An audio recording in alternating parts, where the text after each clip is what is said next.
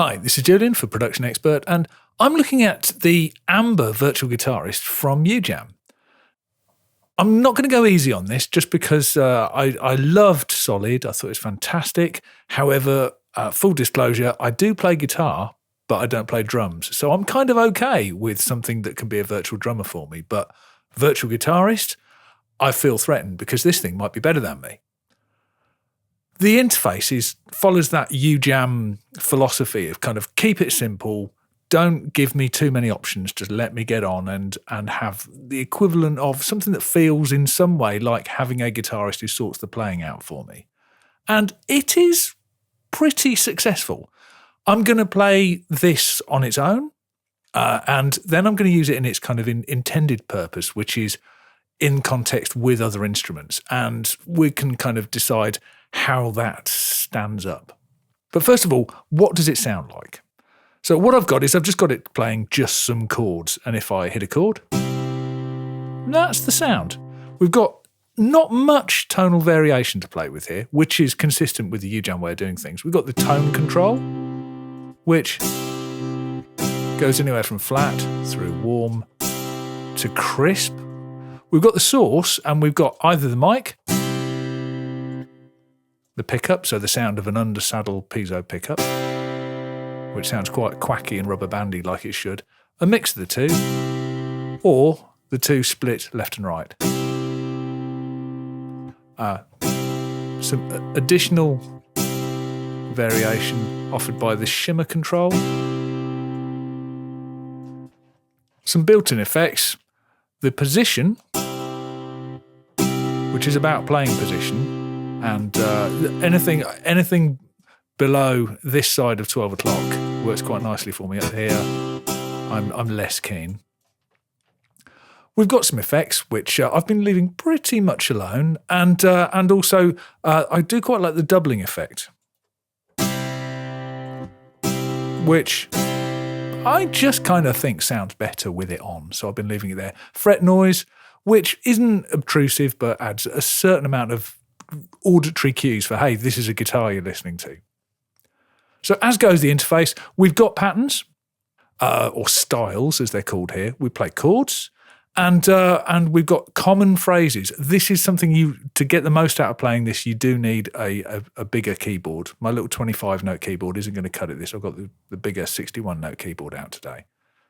But as goes interface and getting the music out, getting the notes out, you can set this up to play diatonically in the key section. So if I say go into playing in C, if I just press C on its own, I get a C major, D minor, the correct chords for the key.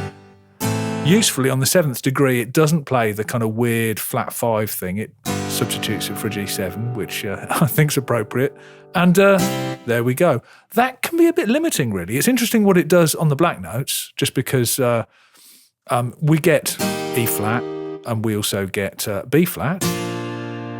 We don't get A flat, which kind of rules out certain things that you might play. That doesn't belong in that key, but it's quite common in pop music. But instead we get some suspended 4th chords on the other black notes. So, okay. However, if you come out of those keys and just play with no key selected, if you play, for example, a triad, you get a major chord, you get a minor chord. It understands inversions. So, for example, it understands that that's an F.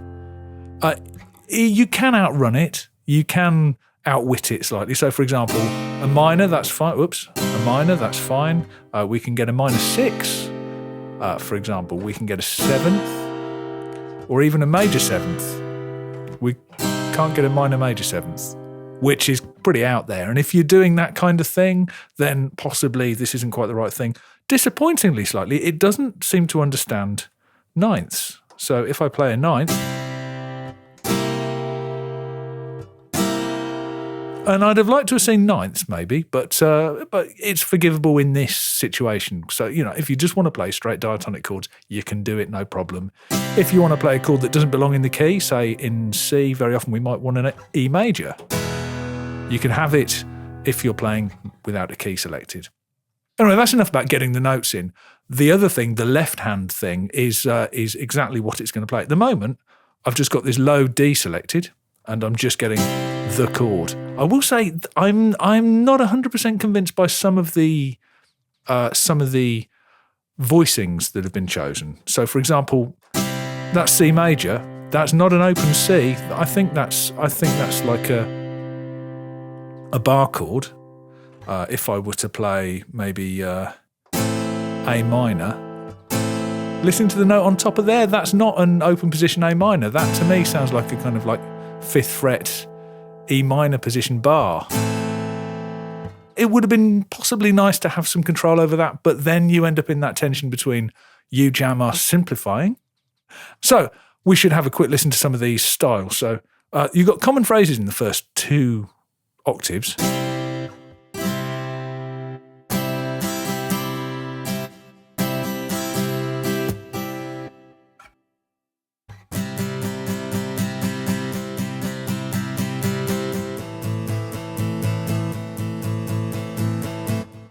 You get the idea. And then the style phrases change depending on which style you've got selected. So, for example, up here, if I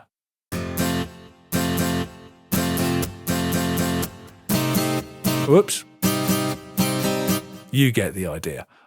Changing style gives me something else. So, choosing those same.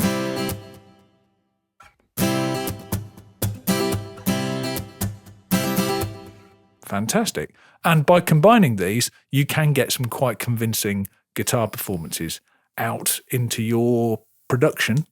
I've found that it's kind of possibly easier to put the chords in and then to experiment with changing the style underneath, still putting it in via a keyboard, but without worrying about doing everything, because without practice, it's very easy to make the wrong choice. This takes some familiarity. So let's have a look at this in context and see how it stands up in context with some other instruments. Here I've got an example session. It's with some drums from UJAM Solid, some live bass and some piano. And the style changes a little through it, from straight chords through to something a little bit choppy and slightly disco-y. And this is what it sounds like.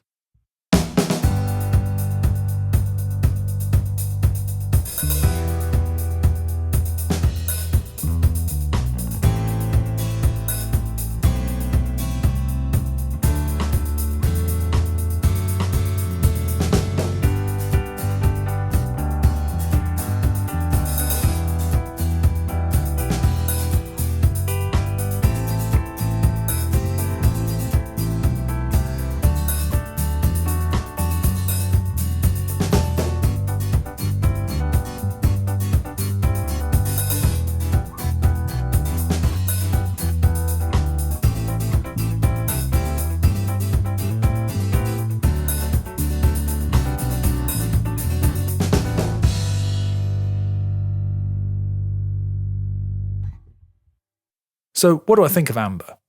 Well, I think it's a really successful attempt at something that's really difficult to do.